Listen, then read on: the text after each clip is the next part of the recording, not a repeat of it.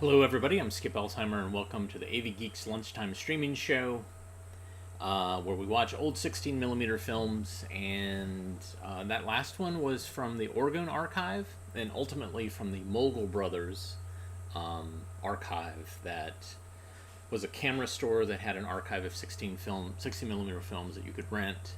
And they ended up at Anthology Film Archive and in New York, and then they got split up between Prelinger, Library of Congress, and Oregon Archive. Now, what's fascinating about that last film is that Squeak the Squirrel, the gist of Squeak the Squirrel, which is a film that came out in 1951 by Lester Beck, and he based that film off of a film that he shot in 1942 called Adaptive Behavior of Golden Mantle Ground Squirrels. And but this is obviously from the 30s, and I'm wondering if Lester Beck saw this. Unfortunately, Lester is no longer alive, but it might be something I'm going to reach out to. I think it's the University of Washington that has Lester Beck's archive, and see if there's any notes about this, because it's fascinating. Anyways, some of you have noticed, thanks to YouTube, that I'm not going to be here for the next 7 shows. I'm going to be traveling, and my assistant and folks will still be here at the archive, and I pre-recorded some shows of some new material that you'll be watching on the road, and I'll be trying to tune in the comments during this, but we'll see what my internet is like in different places. But celebrating my wedding anniversary on Friday. 10 years. 10 years. Alright. This next film is from the 70s, and it's How to Squeeze More Miles from Your Car. There was a gas crisis, and gas prices were very high, and also there was an embargo. And so we didn't have as much gas. And here are helpful hints on how to squeeze more mileage out of your car, which was getting, 12, 15 miles a gallon. And this is made by Walter J. Klein, who was a North Carolina-based filmmaker who had an advertising agency. And like most films, this will probably have a sponsor. He got the sponsor to pay for it, to make the film, produce it. Then he would distribute it to TV shows for free, or to TV stations for free, and to schools. And the sponsor would then say that, well, this is advertising for us. So here's How to Squeeze More Miles from Your Car. Enjoy.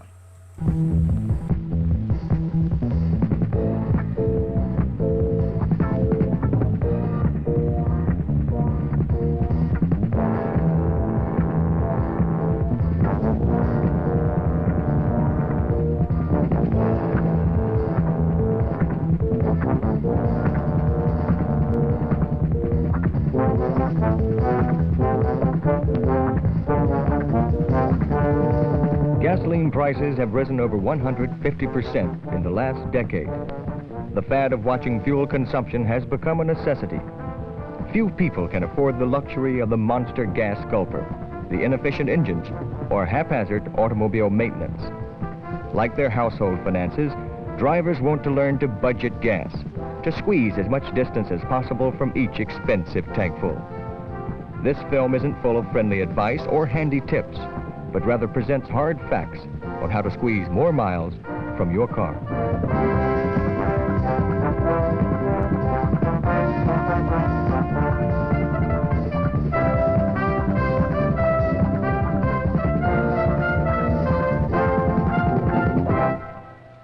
It's to the advantage of both industry and the public to work together in solving the common problems of an energy shortage. Mr. Hodge, Ms. Davis, and Casey Tross are going to illustrate ways in which you can cut fuel consumption in your car. Now, these points require no special knowledge of engines, but do require a conscientious effort by you, the car owner.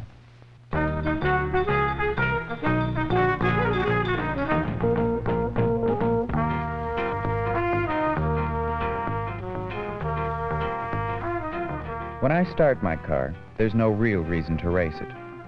That just allows gasoline to pour through the carburetor and gives you nothing in return. Idling your car in cold weather gives you the same result, nothing. A 10-minute warm-up can waste as much as a pint of gas. Driving at moderate speed for the first couple of miles after starting can actually warm your engine faster.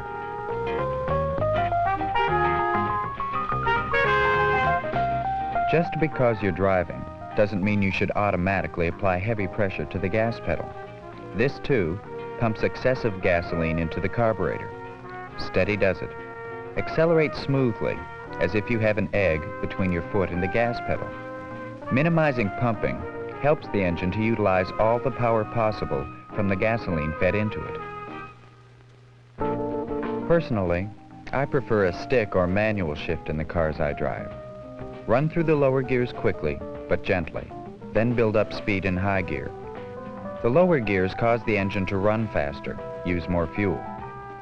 Save more gas by downshifting when the engine feels as though it's lugging or operating too slowly in high gear.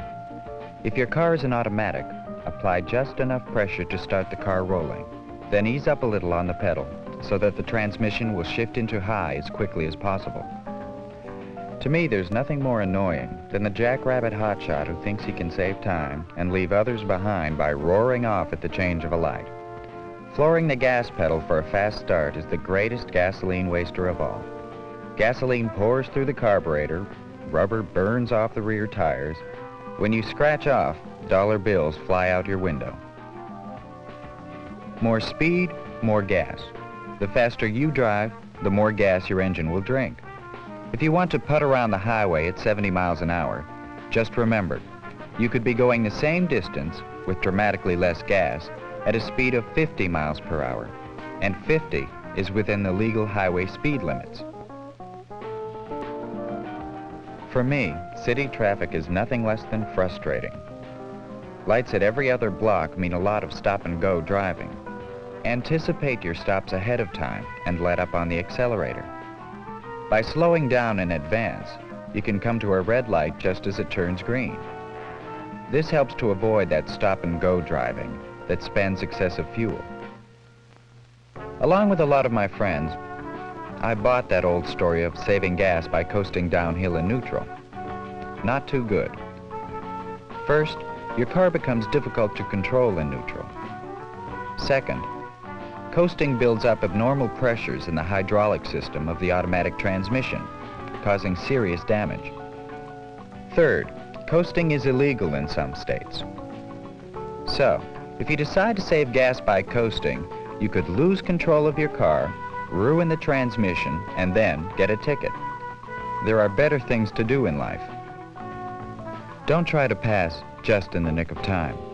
When there's a clear oncoming lane, you can pass easily, safely, with a little extra push on the pedal. By flooring the pedal in quick passing, you not only open the throttle all the way, but you downshift the automatic transmission. This revs the engine and literally pours gasoline through the carburetor. Gasoline consumption really jumps as you pass a half a dozen cars in an hour. The more you carry, the more gasoline is required to move it. So unload your car of unnecessary items that you simply haven't bothered to remove. Always try to keep your fuel tank at least half full. Water can get into the gas, caused by condensation in a near-empty tank. This makes an engine miss or falter. Sometimes the car will completely stall. Water itself doesn't waste gas, but poor engine performance because of water does. My final suggestion saves the most gas of all. Carpool. I found it a little ridiculous going to the same school, to the same store, to the same games with the same friends, but in different cars. Now I save both gas and bread with a little advantage.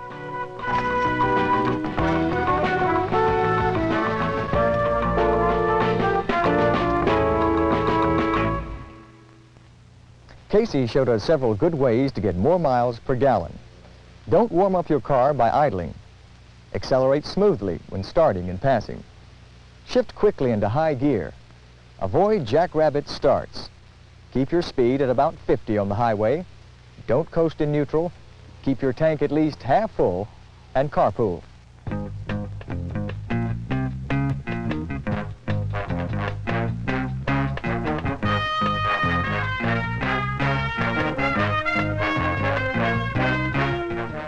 Taking care of your car isn't simply a wash and a wax. The inside of your engine needs maintenance as well as the outside of your car, and an engine that performs properly saves plenty of gas. I make it a point always to check the air in my tires at regular intervals. Underinflated tires can waste as much as 5% of the gasoline you buy, not to mention the wear on the tires. Always check the air pressure when the tires are cold. Misaligned front wheels can cause a drag by sliding sideways as the car moves straight ahead. You lose gas by this drag. A weak battery is a primary waster of fuel. With a tired battery, there isn't power to start the engine quickly. Therefore, you have to crank longer, maybe even flood the engine. Once you're started, the extra load put on the engine to charge the weak battery robs some of your horsepower. More gas is being used to drive the alternator instead of the car, so keep your battery charged.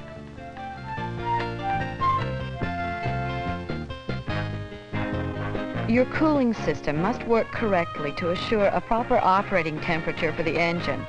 Keep the cooling system clean and maintain some type of year-round coolant at the level specified in your owner's manual. The pressure cap on the radiator should have a good seal to prevent the coolant from boiling over. Spark plugs are the most important item in a tune-up and the one item that most affects engine performance. New, properly maintained plugs can result in a 7 to 10% gain in engine performance and gasoline economy. One bad plug can waste as much as 1 gallon of fuel for each 15 you buy. Distributor points should be replaced along with the condenser every 10 to 12,000 miles. Your carburetor mixes fuel and air. If yours is off balance, you lose engine performance, which means wasted gas. A dirty air filter element inside the carburetor air cleaner can cause this off balance.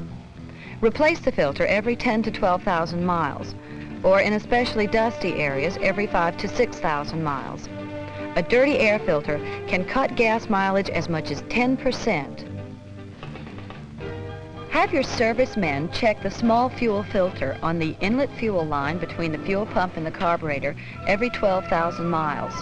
Something could obstruct the flow of gas at that point.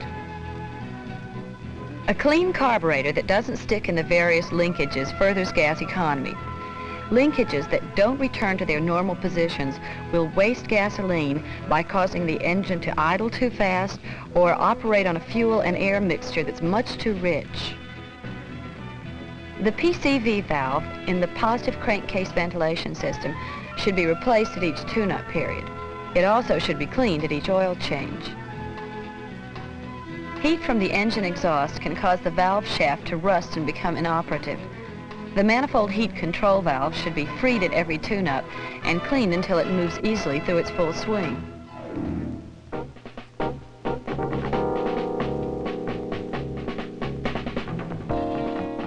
I like all the little extras I ordered with my car. Air conditioning, automatic transmission, but I also realized that each time I added an extra, I detracted a little from my mileage potential. An average of 9% of the gas dollar goes towards operating the air conditioner. Use it wisely.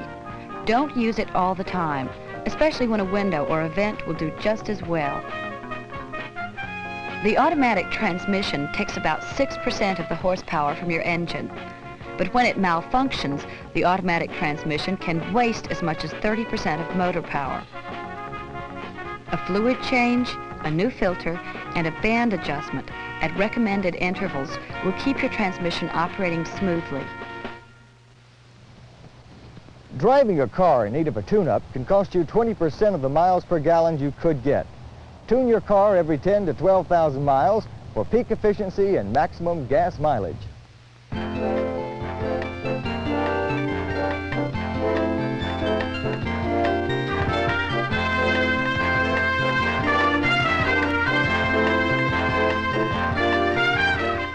A lot of my friends find it easier to simply say, fill her up, than to specify the correct fuel for their cars.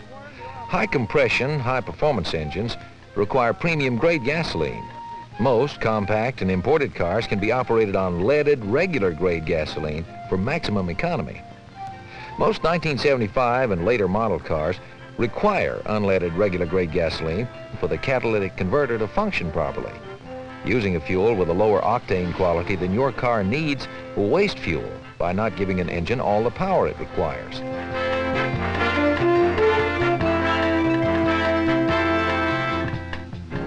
My automobile dealer helped me plan a record of how many miles per gallon I'd be getting. By keeping track, I can tell if I need car maintenance or my driving needs correction. I simply record the mileage on the odometer each time I fill the tank and how many gallons I needed. Then I divide the miles traveled since the last fill-up by the number of gallons to refill the tank. Voila! My answer comes out on the actual miles per gallon. Short trips result in fewer miles per gallon because I make more stops and starts. A steady speed for a long time, like highway driving, will give me more miles per gallon. By taking a little extra time to learn better driving habits, basic car maintenance, and knowing which fuel your car prefers, there's no trick to getting more miles per gallon. And if you can't remember all the tips in this film, just write this address or contact your local Datsun dealer.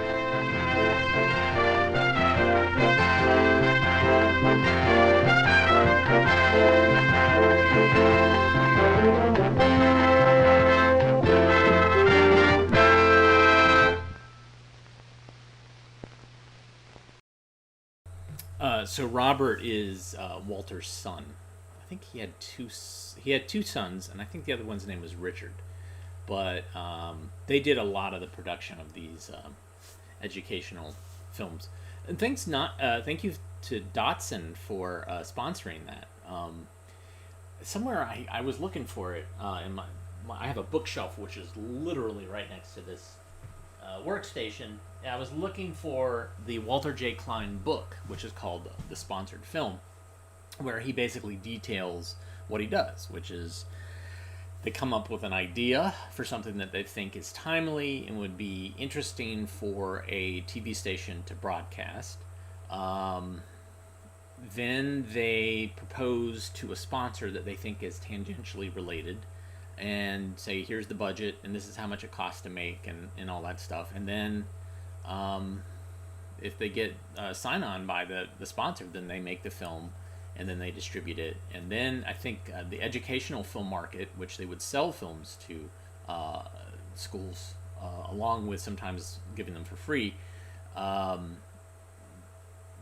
would make them money too. So, yeah, pretty fascinating. All right, so behind me, besides the awesome AV Geeks neon, is my telecine, which I have set up, and we're going to watch a film, and it is a religious film that I think I got from the Methodist Library. The North Carolina Methodists headquarters were getting rid of their films, and my stepfather is a Methodist minister, and so he reached out. Somehow they got in touch with me through him. So anyways, this one's called Our Father. Enjoy.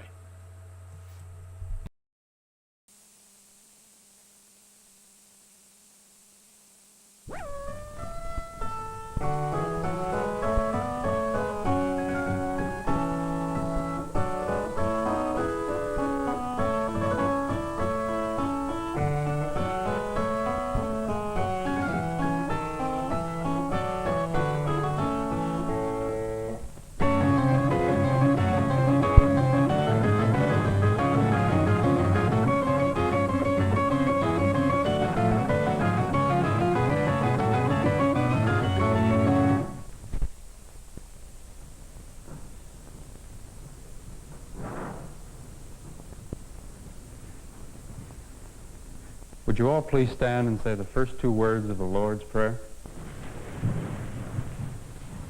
Our Father. Thank you. Please be seated.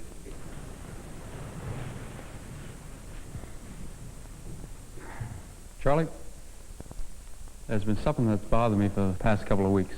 I want to talk to you about it. Yeah, okay, Herb. As a matter of fact, there's something I want to get off my chest, too. Well, good. What was it? No, go ahead. You go ahead. Oh, well, I suppose you can guess what it is now. No, I can't. Sam.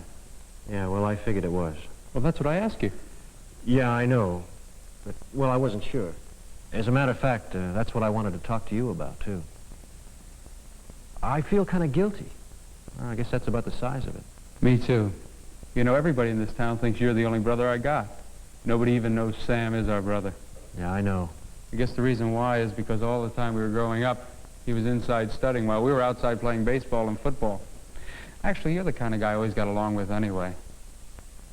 Our interests were the same. Of course, the truth of the matter is, the reason he's now gotten a Nobel Prize is because he was in there studying all the time. Yeah, I know what you're going to say. You're going to say, now that he's got the Nobel Prize, we're telling everybody that he's our brother. That's right. I go around saying, of course, you know, Sam is my brother, as if it was some big deal, you know? As if I always had him as my brother. Well, the truth of the matter is, he always has been our brother. I know that. But I never accepted him as my brother until he got this honor. I guess now I'm choosing him to be my brother. Yeah, I guess that's why I feel guilty. Now that I've decided I want him to be my brother, so he is my brother.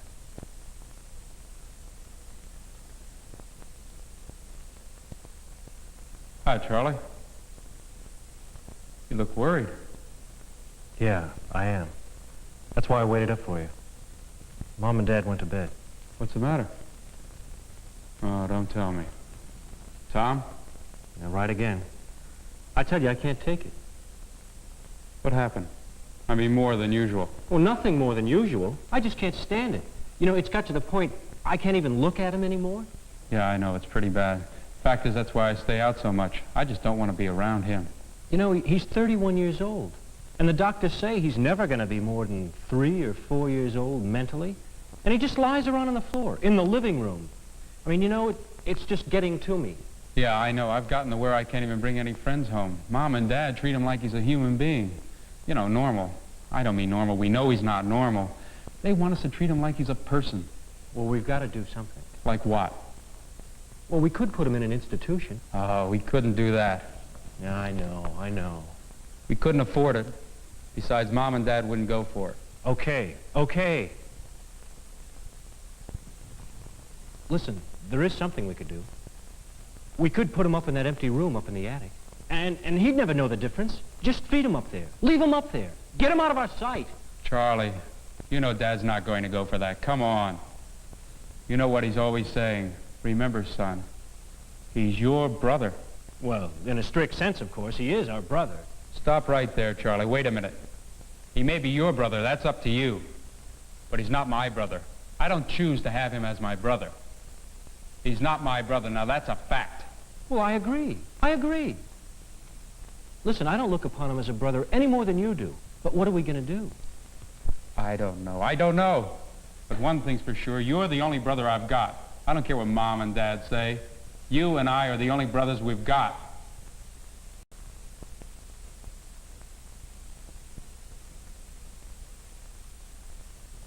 Hi, Charlie.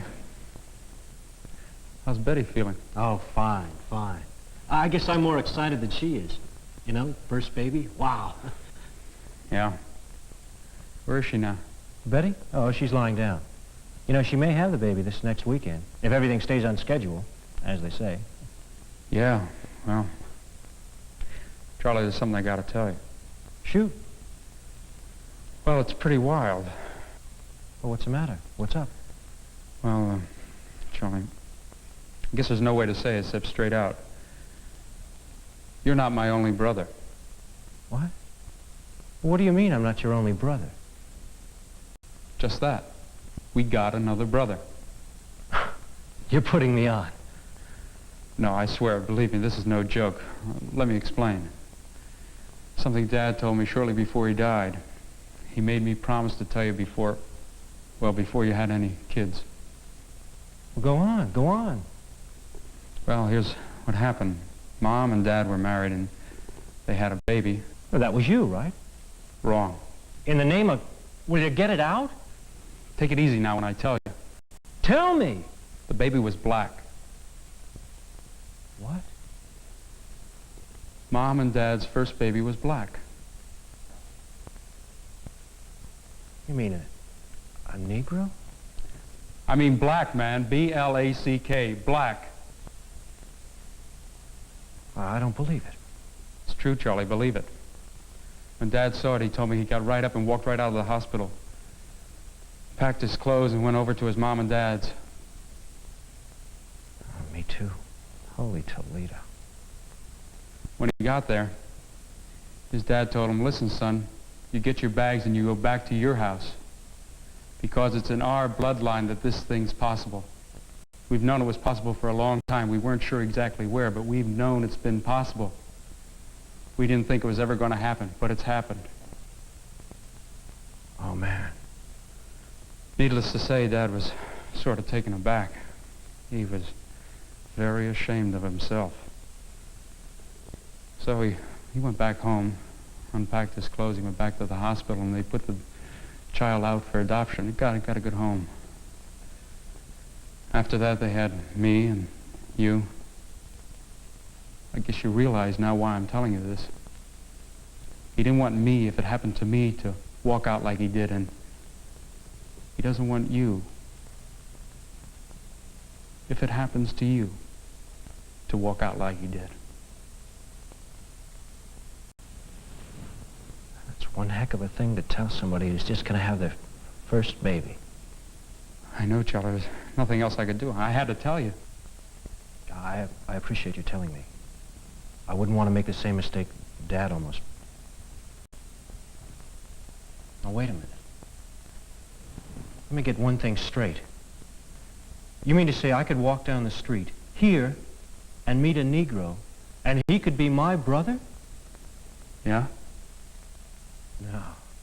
No, I just don't buy that.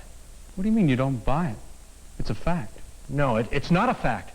I don't choose it. I won't have it. Well, Charlie, it's not really your choice. I mean, if Daddy's your daddy, then he has every right to tell you who your brothers are. That's what I'm telling you. No, I won't accept that. I'm not going to have any Negro as a part of my life. I don't want him as my brother. Charlie, you can decide whether you want Dad as your daddy. Now that you can make a decision on. If you don't want him to be your dad, that's your business. But if you call him father, if he's your dad, then he has every right to tell you that that man's your brother. You don't know it, but he's your brother.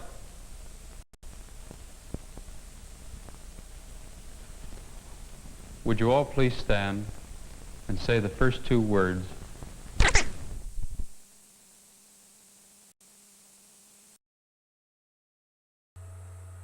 I'm scratching my head here. So, thankfully, there's program notes.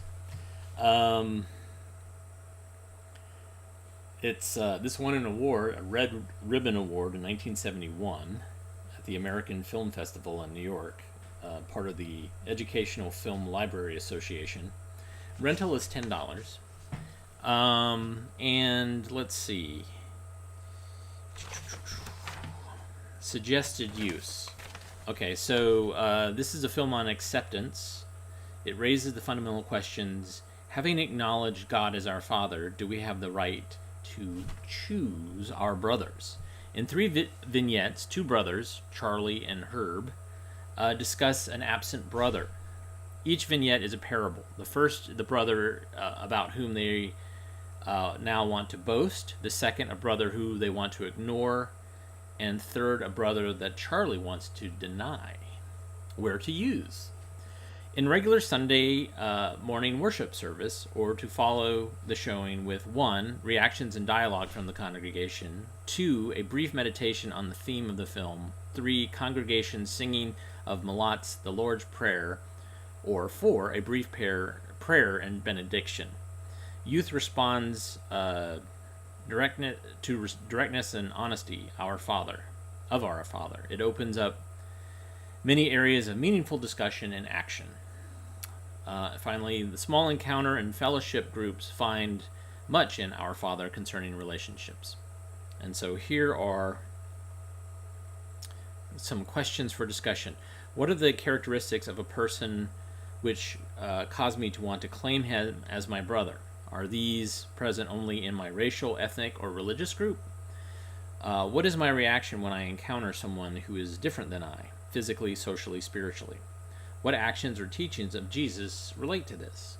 How big is my circle of love and acceptance? As big as affirmation of our Father? How may I extend my circle of concern? What may I do today, this week, to express my love for others? And then it says, don't get hung up on the question of genetics as expressed in the third sequence. Whether or not the thing is possible is hotly debated. But here is a parable. If the real question is, if I call God Father, do I have the right to choose my brothers? So, yeah. Such an odd, this is why I collect religious films, is that they, the religious market was as, well, not as big as the school market, but it was a big market. And so there was a lot of these types of films out there. And so some of these are real head scratchers. So there you go. Speaking of belonging in a group, here's Belonging to a Group. Enjoy.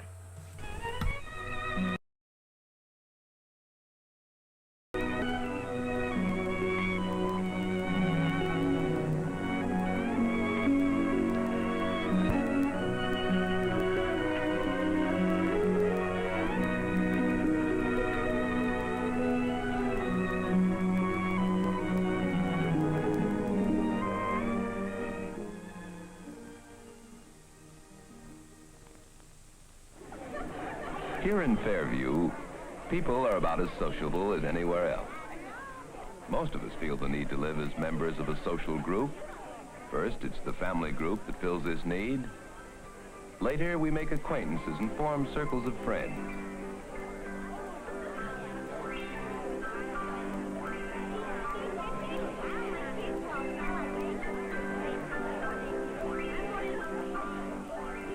To have the respect and affection of other people is one of the most important things in life. Yet we don't think about it much, except when we're outside of the group, wanting to belong. This is something Ruth and Charlie Thompson and their parents had to think about when they came here to Fairview a year ago. All strangers in a strange community. Something the Oster family had to think about too. Young Willie and Hilda and John. And you can see they belong to the group now, but a lot had to happen before they found their places in our community. It all began that day a year ago when the Osters first arrived in Fairview. Oddly enough, the Thompsons came to town on the same train. They were all strangers then, strangers to each other, strangers to the rest of us in town. Though they didn't know it then, the two families faced together the problem of establishing themselves in a new community, of finding their places in the group. To the Thompsons, Fairview was much like their old hometown. But to the Osters, this was all entirely new. They were fresh from across the ocean, from a land where the way of life was very different, and they felt alone. Now, like any community, we have all kinds of people here in Fairview. We have our upper crust and our rank and file, our snobs and our friendly, sociable people. No, sir. The people around here don't care where you come from. It's what you are that counts. You'll find we have a fine bunch of people running this town. With so many outsiders coming to Fairview these days, our old families are becoming completely lost. I say if you hold your job and pay your bills, you're just as big as anyone else in town. But in spite of their differences, Fairview people pretty well agree on one thing, that newcomers have to show what they can do before they are accepted in any of the town's social groups. The youngsters came up against this problem right away on their first day to go to their new school. To Ruth and Charlie Thompson, it was just a problem of getting acquainted and then choosing and forming a new circle of friends. But to Willie Oster, It was a far more serious matter. He was entering a world where everything was strange and everyone might be hostile. He had to learn new ways of doing things, to overcome the differences in attitudes, language, and customs that set him apart from the group. My first pick: Jim, Tony, Charlie, Ed, Jim, Dave, Bill, Dick, Al, Melvin, Sandy, Eric, Sam, Charlie, John. I guess I gotta take you. Willie found it wasn't easy to gain acceptance in the group, but he was determined to try. Oh, we have so much fun at our Girl Scout troop, Ruth. You really ought to join, especially since you've already got some of your badges. You really ought to come along, Ruth. It's a good bunch, and I'm sure you'll fit in perfectly. I'd love to. The meeting's tonight? That's nice. Bye. Bye. Bye. Say, Ruth, did you get the history assignment for tonight? Yeah. What's that, playing with dolls? This I whittled. Yeah? What is it? It is one of the little people my father told me about. The forest elves of the old country. The forest elf? Yes. My father says people used to believe in them. He taught me how to carve one. Gee, Will, and you made this with only a jackknife? You teach me how to whittle like this, and I'll make a first baseman out of you. Okay. From then on, Willie made friends. Once he had shown what he could do, he was accepted in the group. But Charlie Thompson was having a problem of his own. It wasn't easy for him to meet new people on their own ground, especially since he expected them to make all the advances. It seemed to him that all the other fellows were only interested in football and other sports, and he wasn't much of a player. When the fellows made fun of him over this, he was hurt, and it took a family conference to set him straight. And the leader is Mrs. Jenkinson down the street. She seems awfully nice, and they go on hikes and... Yak. Can't you pipe down? Charles, that isn't a very nice way to talk, but you have been chattering, Ruth. Something wrong, son? No, nothing wrong. Ruth, you'd better start your homework.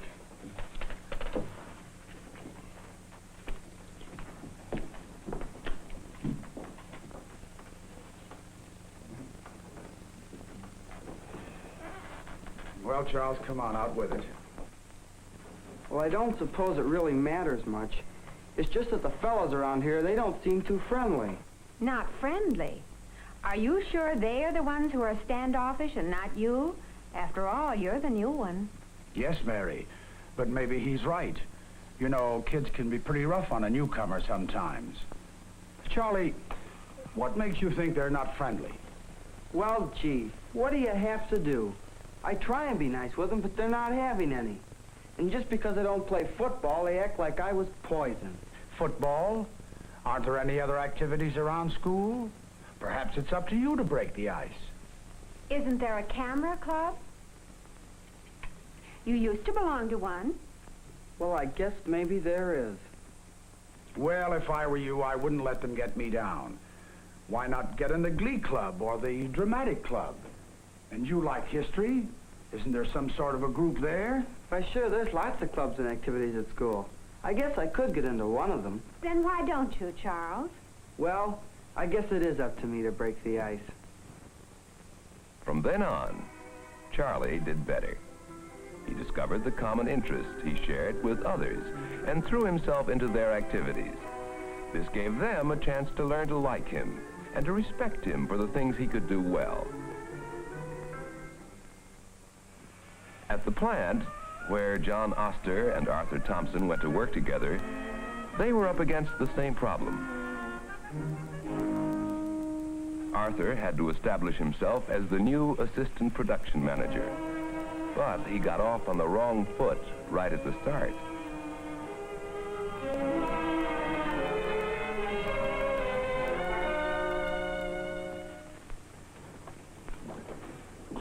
Well, I'll be. Gonna dock us for quitting early to go to the basketball game. Who does he think he is? We've been doing this for years.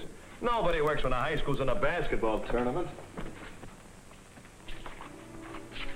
You see, Arthur had ignored a custom of the group And like all groups, they resented this from a newcomer. Did you put this up? Why, yes, of course. You should have checked with me.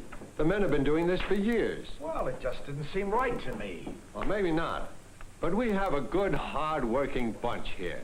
And one reason is that we let up on them once in a while and let them see their kids play basketball. Well, shouldn't that be on their own time? Well, maybe so. But it's been going on for so long that the men think it's their right. All you've done is to get them mad at you. You better get out of it, or you're going to have a hard time. Arthur realized he wouldn't get along with anyone in the plant unless he admitted his mistake. Backing down, huh? Well, anyway, he's willing to admit he was wrong. Arthur's next problem was to show the men in the plant that he knew how to handle his job. You wanted to see me, Mr. Thompson? Yes. I've been looking over these blueprints for that turbine job. And I'm afraid there's a miscalculation in them.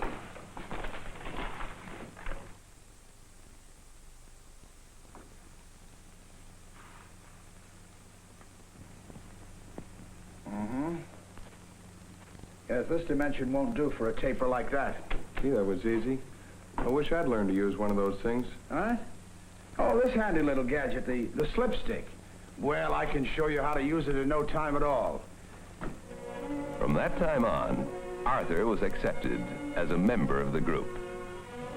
But John Oster remained an outsider. He kept himself apart out of shyness over his ignorance of the ways of people in this new world. Many of the other men at the plant regarded him with the suspicion people often feel toward someone strange and alien. But a few tried to get acquainted. You going to the basketball game, Oster? Basketball game? I do not know about it. What? You don't know about the game? The big game? I'm sorry, I do not know.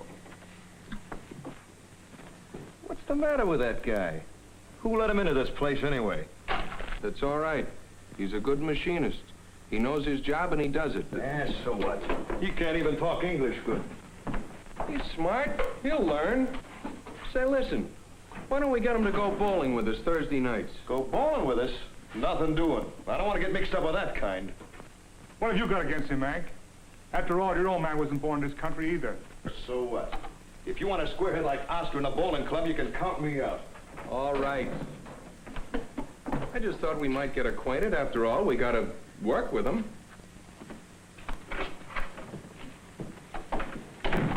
Fetterfane. No, Tom. Weather vane. Weatherfane. How can I do it, Hilda? In the city, when we were living with other people from the old country, it did not matter. Here I am different. How do you do it so well? I listen to Willie. Oh, he tells me such things. And I hear the way he says them. Now, you try it again.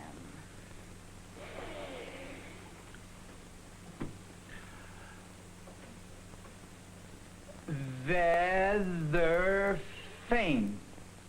It's no use, Hilda.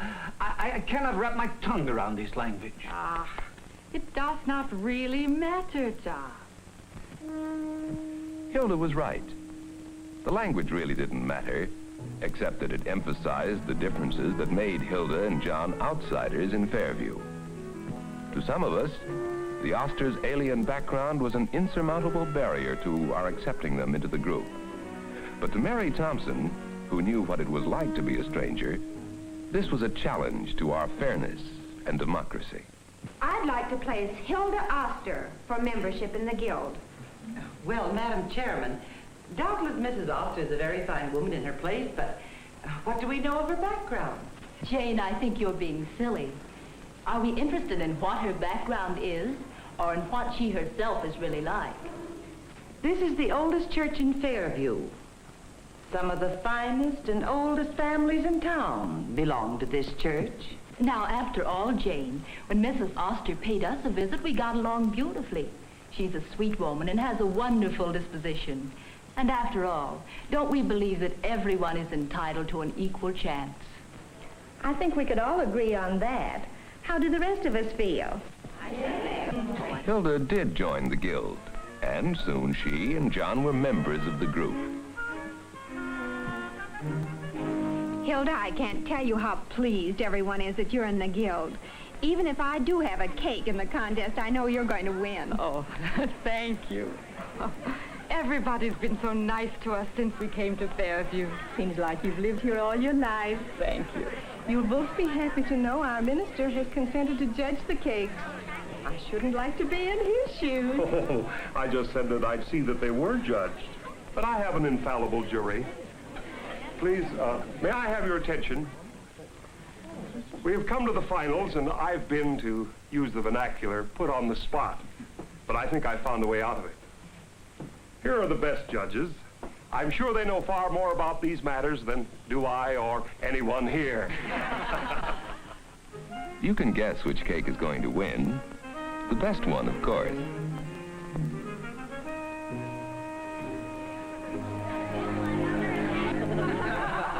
But this is the story of two families finding their places in a strange community, learning what it takes to become members of a new social group. It's also the story of every one of us in all our relationships with families and friends, acquaintances and working associates. Every one of us have to learn the ways to live and work and play together. The ways to acquire that feeling of belonging to the group that's so essential to everyone's happiness.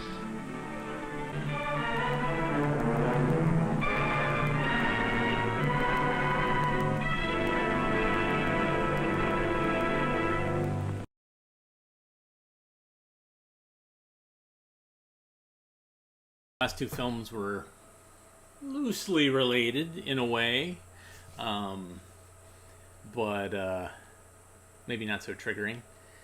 Okay, so I got another film set up on the telecine, and this one, the title is clipped, but this might haunt you, and I didn't change the name of the film. Let me do that. And while I'm doing that, what's the title of this film?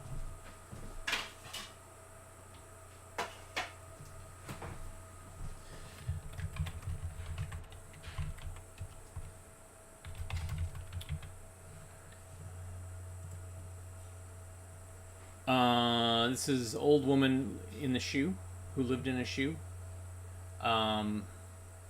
Anyways, like I said, I'm going to be gone Thursday, Friday, and then next week.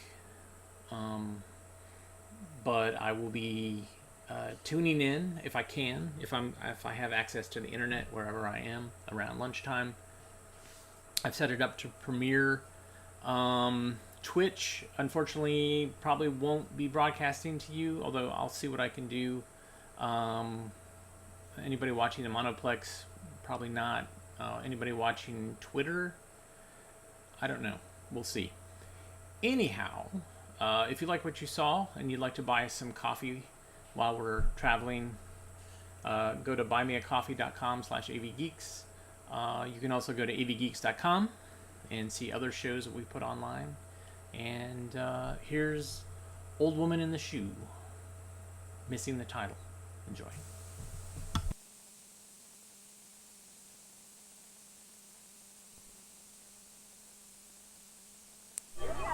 She doesn't know what to do. Her trouble is that she doesn't know how many children she has. Are there 5, 4, 10? Poor old woman. She doesn't know how many bowls to take out for the children's dinner. Will this be enough? Maybe one more? Or is that too many? The old woman can't be sure, because she doesn't know how many children she has. Let's help the old woman with her problem. She knows her numbers, but she doesn't know how to use them for counting things, so they won't help her now. Is there another way to find out how many bowls she needs? Perhaps the boys can show us a way. Right now, they want to find out if there are enough of these toy horses for each boy. To find out, they'll match one horse with each boy. This horse with this boy, this horse with this boy, and these horses with these boys.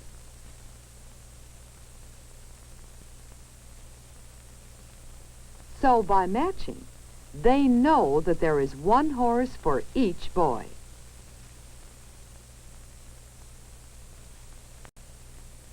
The girls find out if they have enough of the things they need in the same way. Will there be enough of these bonnets for each of the dolls? The girls will find out by matching. One bonnet for this doll, one for this doll,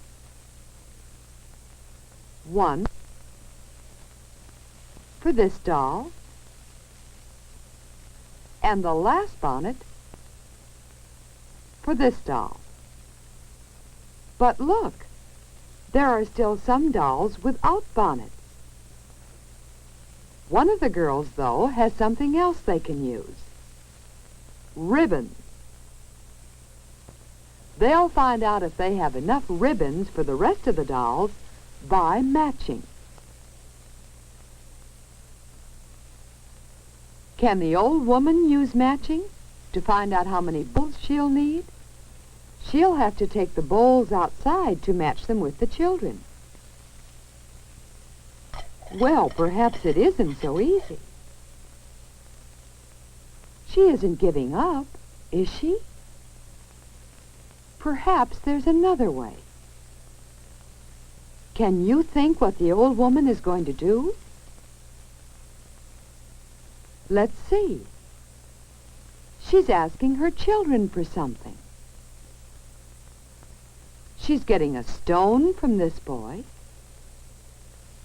one stone from this girl, and one stone from each of the other children. Now she has one stone for each child.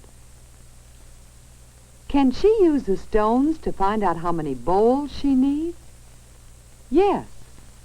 All she has to do is place the stones on the counter, get out the bowls again, and match one bowl with each stone. This gives her one bowl for each child. The old woman has solved her problem. Even though she did not bring the bowls and children together, she matched them by using stones. Can you see that the old woman used stones almost the same way we use numbers for counting? Let's give the old woman some numerals. She can use them to find out how many bowls she has by matching them with the bowls, just as she did with the stones. But the numerals must be in order. So with this bowl, she'll match the numeral 1. With this bowl, 2. Then 3.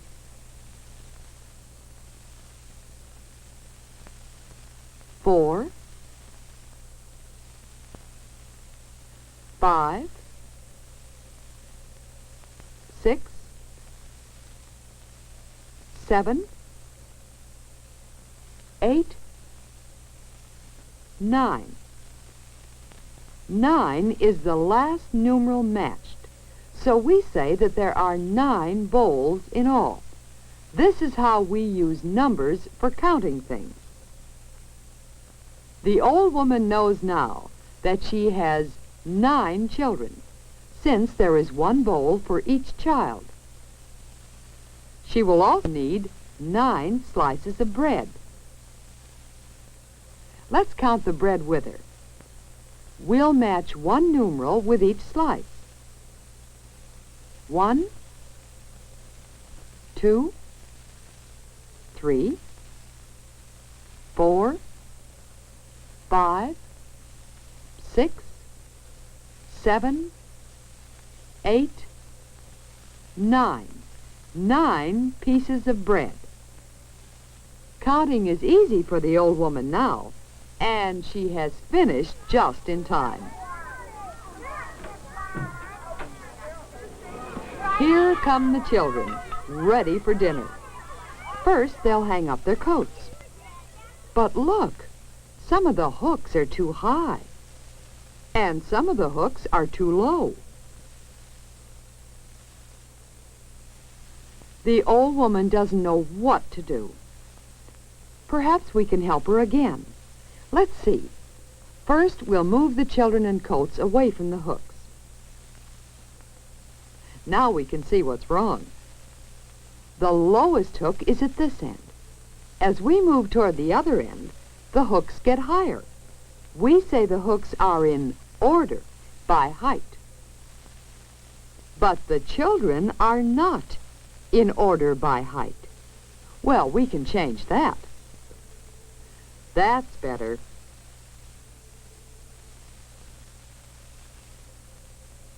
Now the taller children have hooks they can reach, and the shorter children have hooks they can reach. Let's number each hook in order. By remembering their numbers, the children can always line up in order from lowest to highest.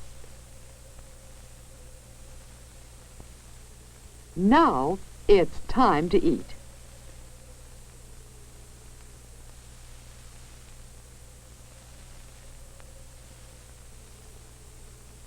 Let's count the bowls on each platter.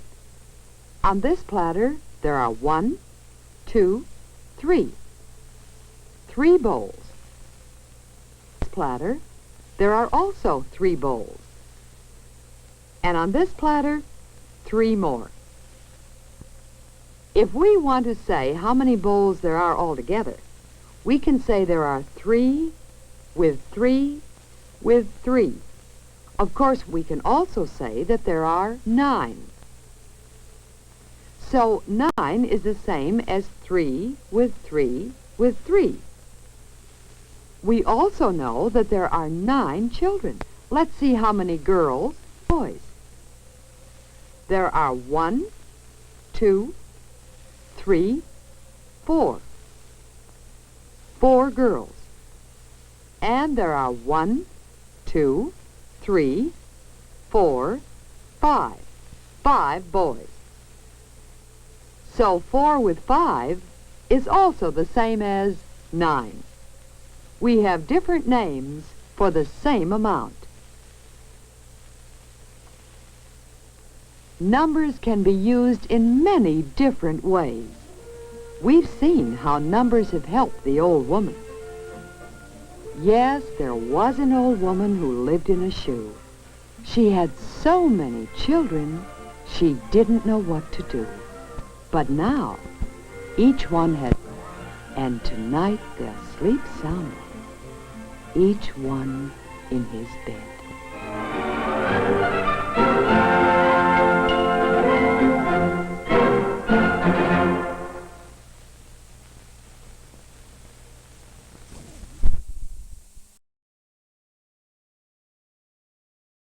That wasn't about an old lady who lived in a shoe. That was just about an old lady who has problems, some sort of cognitive problem, so she can't do math. You can't really trust the can. Thanks everybody for tuning in. Yeah. I look forward to your comments while I'm on the road.